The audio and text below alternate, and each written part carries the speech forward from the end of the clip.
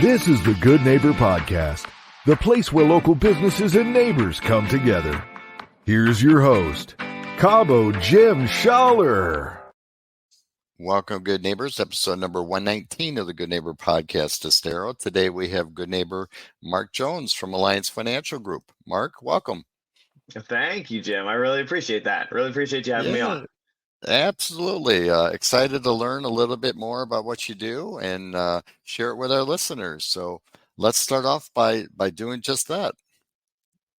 All right. Yeah, sounds good. So, a little bit about me, because I believe in introducing the man behind the profession first. Mark Jones. I am a big fan. It's family, faith, and work. You know, those are kind of where I live my life. I'm married to an awesome woman. We are going to be celebrating 10 years this May. Wow! I've congrats. got a family. Thank you.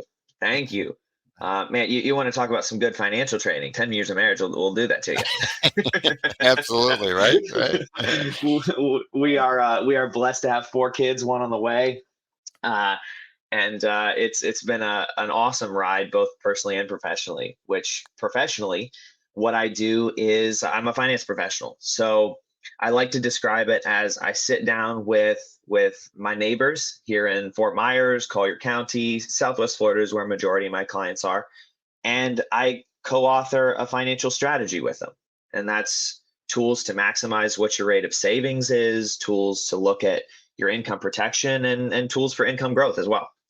That is great. So let's back up a little bit. How did you get involved in this industry? That is a good question. So I don't believe that anything happens by accident, all part of a bigger plan, but I definitely didn't realize the plan. Back in 2016, I got my insurance license because I was a young sales professional. I was looking to improve my knowledge and get a really well-rounded perspective of the world in general.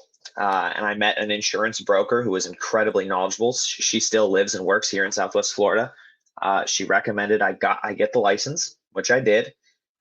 It opened a door as my sales career advanced for a move out to the East Coast of Florida. So I moved out to Fort Lauderdale, had the pleasure of working directly with group health brokers in a partnership capacity because I understood their world with my licensing. Right.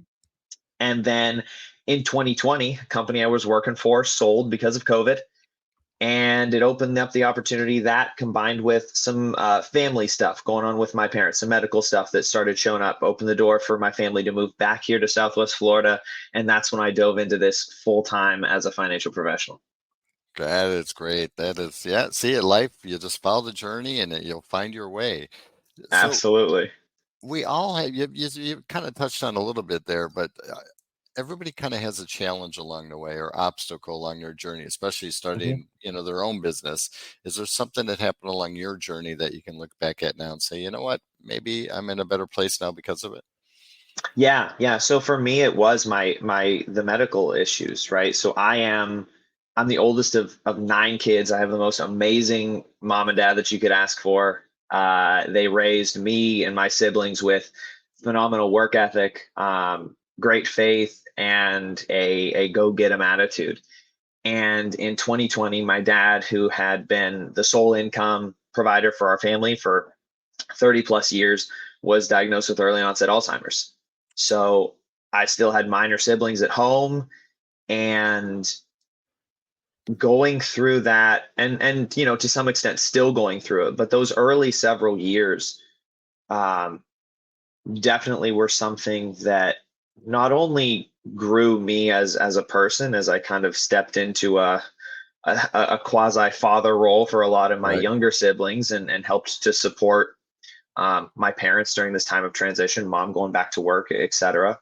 But that was the real catalyst behind me saying, all right, I've got this license and I've had it and I've used it for the last several years, but could I use it in a way that prevented even one, over the rest of my career? Could I use it in a way that prevented one other family from experiencing what we went through kind of without a plan in place? Because unfortunately my parents didn't. And the incredible struggles that I've gone through, I definitely feel makes me a better professional and more empathetic to every single person I sit across from. Yeah, you've personally experienced, you've been through it, you know what happens, and when you don't plan, so now you can share that story and, you know, obviously prevent it, hopefully prevent it for other people down the line. Are there any myths or maybe misconceptions around what you do that we could clear up for our listeners? Yeah, I mean, as you can imagine, finance kind of touches on almost everything in life, so there's quite a few of them.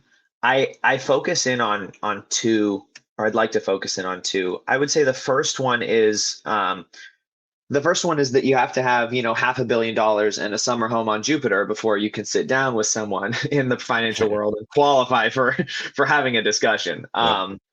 Yep. That's kind of, sitting down with 10 minutes left in the road trip and trying to figure out where you're going, which Yep. is definitely backwards. And granted, there are some guys in the profession who do specialize in once you've accumulated assets and they're just focused on that management piece. But there are lots of us in the world who really want to help from square one, and put that plan in place, no matter what asset levels you're at or where you're at income wise. It's it's important for everybody. Absolutely. It is.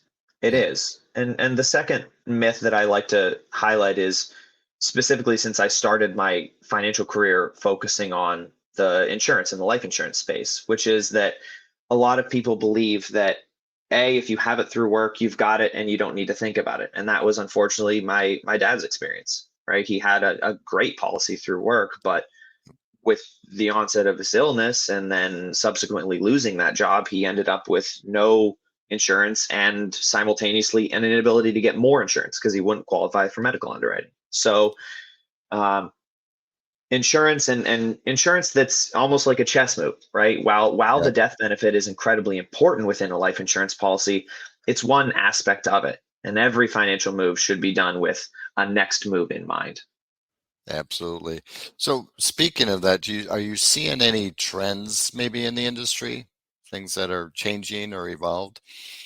Yeah, we are seeing a lot of trends. I mean, and they range greatly, right? From a rate increase standpoint, participating insurance companies, life insurance companies, their dividend rates have gone up pretty steadily, since the onset of COVID and since the Fed rates increases. So those are going up and performing incredibly well.